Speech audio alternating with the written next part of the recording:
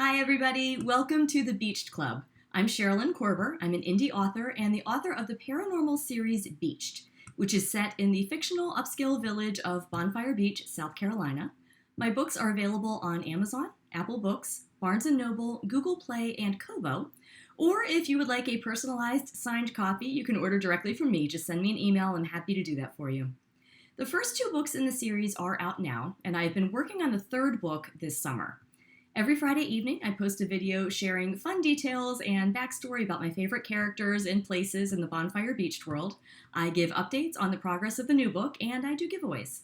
If you enjoy my videos, please be sure to hit the thumbs up button and subscribe to make sure that you don't miss any. Last week's giveaway called for people to post comments about what they were curious about and wanted me to talk about. Nobody commented. I'm getting the sense that summertime was not the best time to launch a brand new YouTube channel. There are way too many things going on for people to think about sitting inside and watching YouTube, which is a good thing. So instead of answering people's questions, because there aren't any, I thought this week's video would be 5 fun Friday facts, if I can say that correctly, about Cherilyn Korber, me. Things I've never talked about or even mentioned in passing in any of my videos. After that, we'll do a book 3 update and the giveaway, and then there's a quick announcement about next weekend's Beach Club. So, 5 fun facts about me. Number 1, I didn't become a published author until October of 2020 at the age of 49. I was always a writer. I wrote my first book, so to speak, when I was 6 years old. It was called The Mysterious House on Charlotte Lane. I wrote horror stories growing up. I wrote my own sort of Sweet Valley High knockoffs all through high school. I always wanted to be a writer. That was always my dream. But my adult career after college was in education. I was a junior-senior high school teacher until the late 90s when I entered the field of higher education and stayed there for 14 years. I started in residence life, then went into undergraduate admissions, and finally academic advising. That was what I was doing when I finally left. I worked several different jobs after that. I worked in retail for a year for Yankee Candle, and I'm pretty sure I got that job because I shopped there so much that I got to know the manager. And then I spent, 5 years? I think 5 years total, working in optometry as an optometric technician. I left that field to start my own business after going back to school to become a professional voice actor. I completed a 6-month professional training program that taught everything from vocal techniques to building a soundproof recording booth, which my other half built for me in our home, and having it certified to meet industry standards, to actually starting and running the business. And I have done voiceover work mainly for commercials, internet videos, and training videos, but I've also had a very, very small role in an animated film. I've done an infomercial, I've done election campaign ads, quite a few college commercials because I can make myself sound very young. And it even led to a part-time on-air personality gig at my local radio station, which is owned by Forever Media. On my own, through the voice acting business, I began a podcast, kind of a feel-good podcast called Anything But Routine. All of that, except for the podcast, came to a screeching, grinding halt when COVID hit and the lockdown came in March of 2020. Not just for me, but across the voice acting board. Businesses suddenly weren't advertising because they were closed or they were scaling back. Marketing budgets were cut. The radio station let a number of people go, including me, because when you think about it, all of that is related. And it was during lockdown, while voiceover work dried up, that I decided to focus on my writing career and finally launch my indie publishing career. Since then, I've gotten a couple voice acting nibbles, but truthfully, I haven't put the time or energy into marketing it since focusing on writing. But it's still there. I can go back to it whenever I want to. I can rebrand the business to correlate more with my writing career, which is probably the direction I'll take. I'm still doing the podcast. In fact, the 5th season of Anything But Routine is wrapping up now. You can download it from most podcast platforms if you'd like to have a listen. Apple Podcasts, Spotify, Amazon Music, pretty much everywhere. So writing is and has always been my first love, and now I get to do it as a career. And I also found a second career that I fell in love with. Voice acting is so much fun. It's creative in a whole different way than writing, and I do miss it. I look forward to getting back into it one day. Fun fact number 2. I alluded to this earlier when I mentioned how and why I think I got the job at Yankee Candle. I am a scented candle addict. Not only did my other half build me a recording booth, He also built me an actual candle room to store all of my many candles. I'm easy to buy for, that's for sure. If you ever need to give me a gift and you don't know what to get, a candle is always a surefire bet. I fully believe in creating an atmosphere. I'll get more into that in fact number 3. But a big part of that involves scent. We all know that memories are tied to scents. How often have you been somewhere and caught a whiff of perfume or burning leaves or something cooking, and that fast it takes you back to a time or an event in your life? So that's what I do with the candles. I believe in doing that. I burn by season, and I burn by weather within the season. For example, you can't burn Yankee Candle's Stormwatch candle. There's a candle called Stormwatch. You can't burn that for Valentine's Day. Any more than you can burn Midsummer Night in December or Sparkling Snow in June. It just doesn't work. In recent years, especially since adopting our current cat, I've gotten more into the Better Homes and Gardens wax melts that you can get at Walmart. They're flameless, so Willow can't knock them over and burn the house down, and they're cheap. So that's actually allowed me to expand out wildly across the whole Scentscape universe. I figure there are plenty worse things I can be addicted to. Everybody has a weakness for something. Mine is candles, and that's okay. Fun fact number 3, piggybacking, I should say, off the creating an atmosphere comment from a minute ago.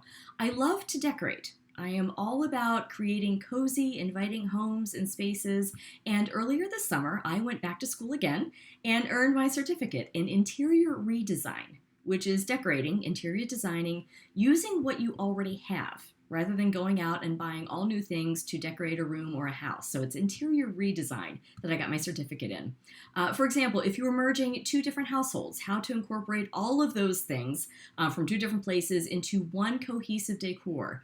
Or if you are downsizing from a bigger house to a smaller one or to an apartment, how to know what to keep, what you'll be able to use, how to make everything look right and not overly crowded. Or if you're just tired of the way your living room or your bedroom looks and you want to change up or a refresh without spending a lot of money, mainly using what you already own, but figuring out how to use it differently.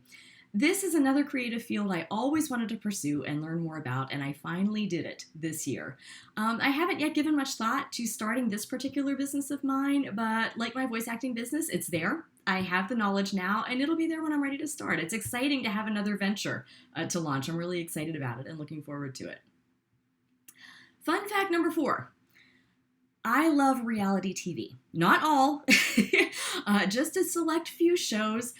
I actually own every season of The Real Housewives of New Jersey, as well as Southern Charm. Other old favorites, oh lordy, I can't believe I'm admitting this in public. Jersey Shore, Laguna Beach, The Hills, Newlyweds, Nick and Jessica. Clearly, my love of reality TV goes back years. In fact, I was glued to the very first season of Survivor when that aired. Not all trash, though. I watched Delia's Catch for years and loved it. I don't want to pick that up again. I've gotten way, way, way behind. Ghost Adventures is the only ghost hunting show I have ever watched. I take that back. I saw Paranormal State years ago, the show about the ghost hunting students at Penn State University. Otherwise, only Ghost Adventures. And I stopped watching that around season 6 or 7 when it kind of started changing and getting a bit dramatic and kind of cheesy. Oh, A Haunting. I love A Haunting. I used to love that show. But I think that's more a docuseries than reality. But anyway, everybody has a thing, like I said, and some people have more than one thing. I have candles, and I also have reality TV. And finally, fun fact number 5, although this isn't nearly as interesting as fact number 4, I love to cook. Not bake so much. I don't have a whole lot of luck with baking, although I think that's mainly because of my oven. Fun fact number 5.5, we live in an old farmhouse and the oven is old, but I really enjoy cooking. Again, for me, it's part of that creating coziness kind of drive. I don't do anything very complicated.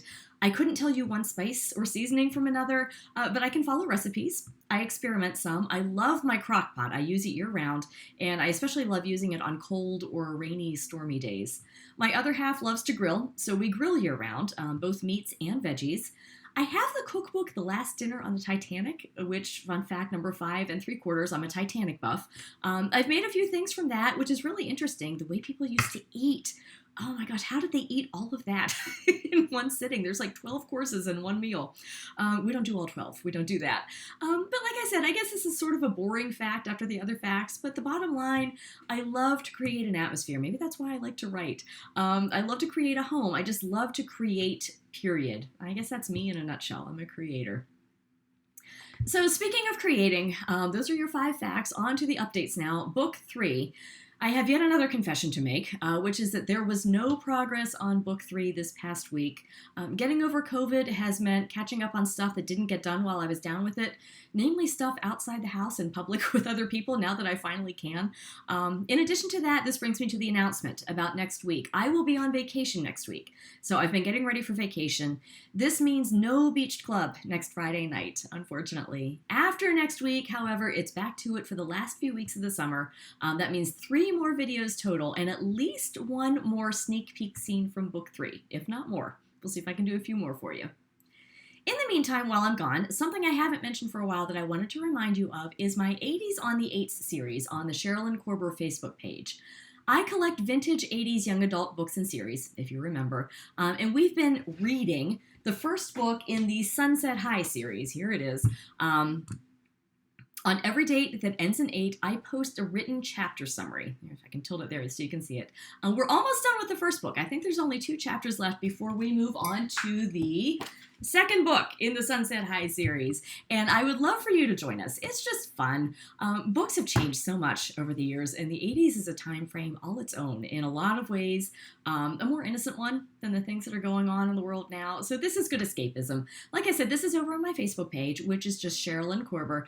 So I hope to see you there. Please come over and join us. All right, giveaway time. We are going to do one that we did earlier in the summer that was actually not claimed by anybody. We have the weekly Bonfire Beach decal. This is what it looks like on paper. This is what you actually get. I still can't get the camera angles right, but this is what you get. So we have the weekly Bonfire Beach decal, this right here, and we also have the Cafe Peach Street mug. If I can tilt it again so you can see it, there you go. Cafe Peach Street coffee mug. This one is used, so this one stays with me. You don't get the used one. The winner will get a brand new one. We'll merge the entries this time around, so only one question to answer to be considered for both prizes. Comment down below and tell me a fun fact about you. It can be anything. Winners will be chosen at random, only 1 prize per person. Be sure to include a way for me to contact you directly and privately if you are chosen to win. All entries must be posted by 7 p.m. Eastern Standard Time on Tuesday, August 9th. All right, everybody. I will see you again 2 weekends from now. I hope you're all enjoying this last month of summer. Take care, stay safe and healthy, and I'll see you soon.